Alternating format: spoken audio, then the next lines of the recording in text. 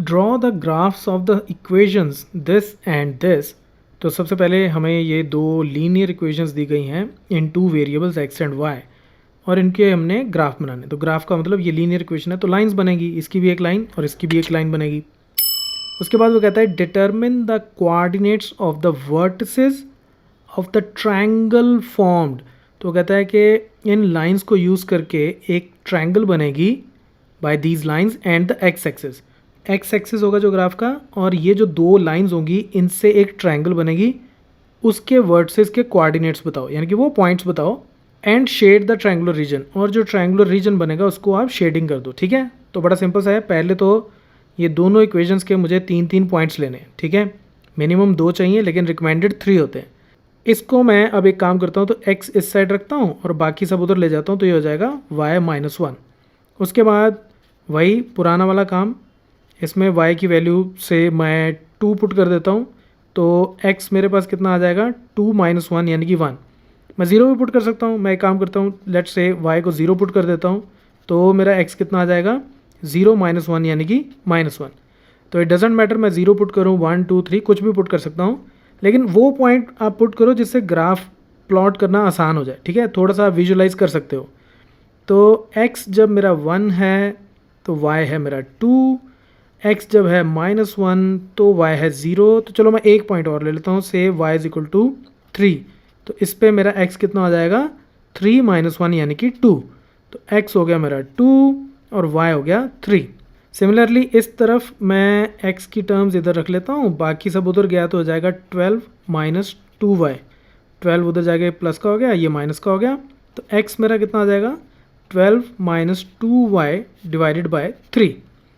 अब इसमें भी वही बात, पुट से y = 0 पुट कर लेते हैं, तो उससे x कितना आ जाएगा 12 - 0/3 यानी कि 12/3 विच इज़ 4।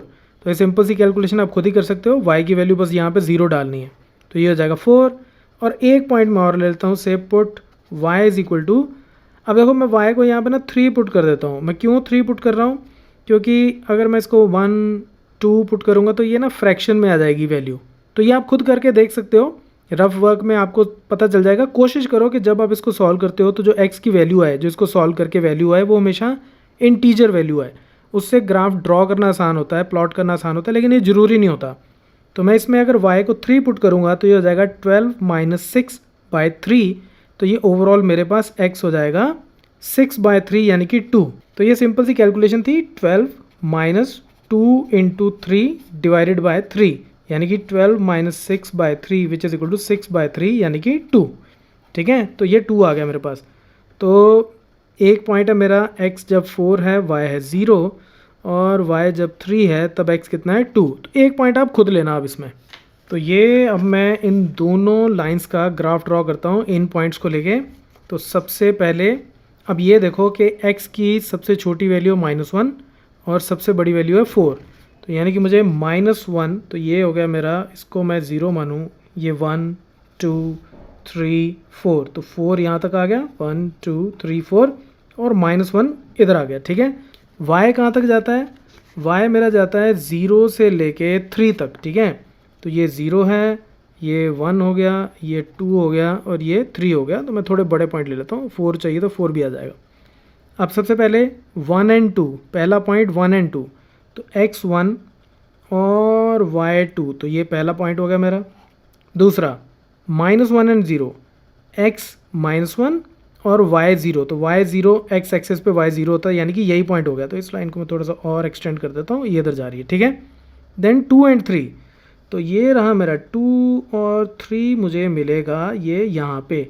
तो ये मैं इसलिए आपको बोलता हूँ कि 3 पॉइंट्स हमेशा लो, उससे पता चल जाता है कि लाइन वाकई सही बन रही है।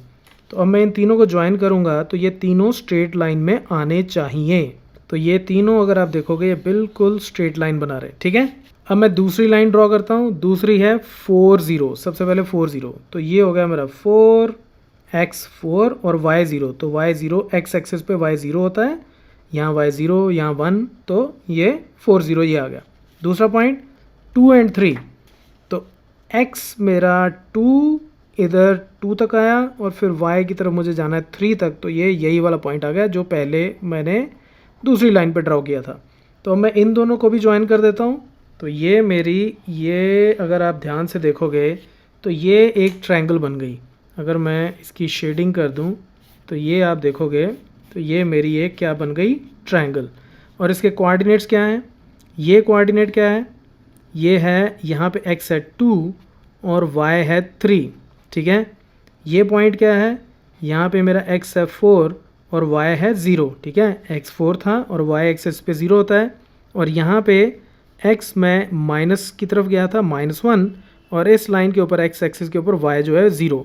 तो यानी कि -1 0, उसके बाद 2 3 और उसके बाद 4 एंड 0, ये हमारा आंसर हो गया। ये हमारे क्या हो गए, कोऑर्डिनेट्स हो गए इस ट्रायंगल के। अच्छा, जस्ट इन केस मान लो मैंने 2 3 पॉइंट ना लिया होता, कोई और लिया होता, ठीक है। 2 3 पॉइंट की बजाय इस टेबल में 2 3 की जगह कोई और पॉइंट लिया होता। मान लो x को मैं 3 ले लेता यहाँ पे, तो 2 3 नहीं मिलता मुझे, यहाँ पे मैंने नहीं फाइंड आउट किया होता। यहाँ पे भी मान लो मैंने 2 3 ना लिया होता, तब भी ये दोनों लाइंस यहीं पे ही इंटरसेक्ट करती। और अगर ये इसी पॉइंट पे इंटरसेक्ट करती तो फिर मैं यहाँ से मैं एक परपेंडिकुलर ड्रॉ करके फाइंड आउट करता कि x की वैल्यू क्या है, और यहाँ से एक परपेंडिकुलर इधर ड्रॉ करके फाइंड आउट करता कि y की वैल्यू क्या है। तो फिर से मुझे 2 3 ही मिलता। देखो, पॉइंट्स आप कोई भी ले लो, लाइंस जो हैं वो इंटरसेक्ट यहीं करेंगी, चाहे आपने इस पॉइंट को अपने टेबल में फाइंड आउट किया हो चाहे ना किया हो। ओके, चाहे समझ लो मैं इन्हीं दो पॉइंट से अगर मैं लाइन ड्रॉ करता तो वो जाती तो यहीं सही। उसी तरह से यहाँ पे x की वैल्यू 2 की बजाय मैं x की वैल्यू 3 लेके कोई पॉइंट प्लॉट करता तो ये पॉइंट मिलता मुझे, ठीक है। जो भी पॉइंट मिलता तो इन दोनों को जब ज्वाइन करता तो ये भी यहीं से ही निकलता, राइट।